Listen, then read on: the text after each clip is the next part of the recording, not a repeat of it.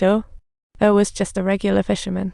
His life might not be rich, but he had a happy family of 3 enjoying life's little in this seaside shack. For Joe, having his family around was the greatest happiness of all. Tomorrow is his son's birthday, and Joe vowed to take him out to sea to celebrate. But the sky ignored the invite. It's cloudy. For safety, Joe planned to cancel, but his son's pleading softened him, and they boarded the small boat. The boat rocked on the sea. Joe felt something amiss. Thunder and lightning seemed to yell, "What are you doing?" The winds and waves grew stronger and stronger, tossing the small boat about, when suddenly a huge wave came crashing right at them. Dad. Oh no! This all happened way too fast.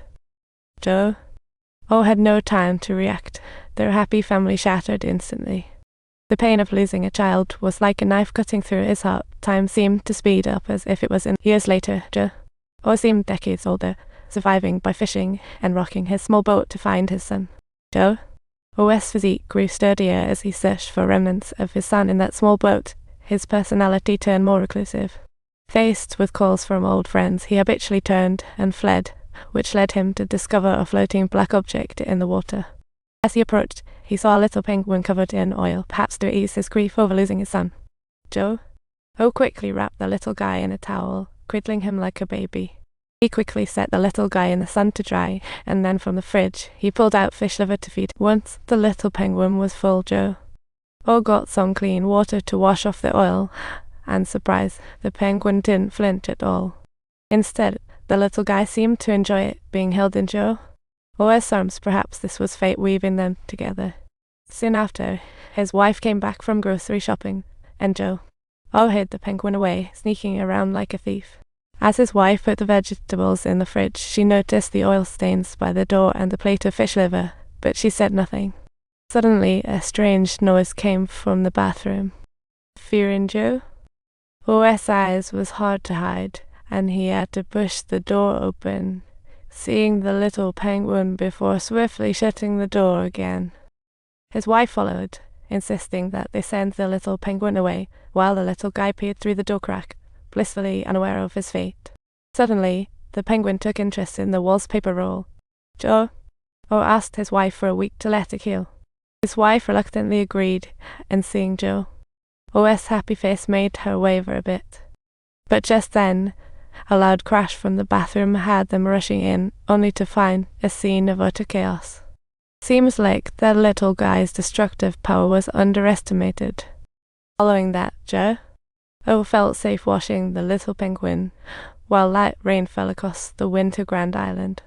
To prevent the little penguin from cold, Joe put it on the table for his wife to dry after washing. Then he stepped into a room that hadn't changed in 20 years, emerging with a hat and a pair of scissors. His wife immediately recognized it as their son's, gazing at Joe in disbelief, knowing it was a great opportunity for him to step out of the shadows. After donning the new outfit, the little penguin waddled around the house. Its adorable demeanor warmed his wife's heart. In the following days, Joe's life turned upside down. Every morning, he would get up early to make breakfast for the little penguin. His once numb heart started to fill with warmth. Indescribable happiness washed over him like a tide. Time flew. A week later, anxious Joe asked his wife for extra days to fatten the penguin. The little penguin's feathers became shiny and full, and he knew it was time to return the little guy back to the sea. So on the next day out at sea, Joe brought the little penguin along, catching the attention of a neighbor girl. She curiously ran over, and when she caught sight of the penguin she had only seen on TV before, she was utterly unable to contain her excitement. In spite of her mother's urgent calls, she inquired with curiosity, "What is the name of this penguin?" At this very moment, just before their parting, the little penguin finally received its own name. This name made Joe feel even more attached. He knew Dingding belonged to nature, so he sorrowfully rowed toward the sea. Upon arrival at the island, Joe gently placed the little one on the beach, believing their bond ended. However, much to his surprise, the little guy waddled right up to him, chattering away, as if to say, wait for me, Joe.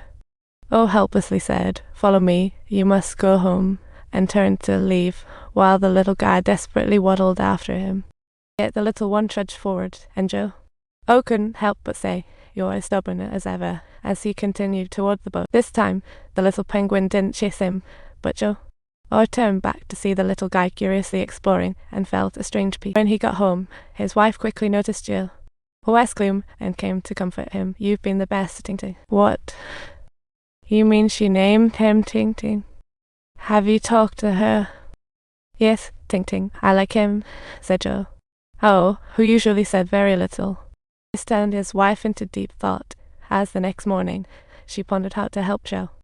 Better fit in whatever. Suddenly, a familiar voice echoed, and as she walked closer, there was that black and white little penguin again. This time, the little guy ambled in with confidence. Nobody would stop him. Don't forget to hit that subscribe button.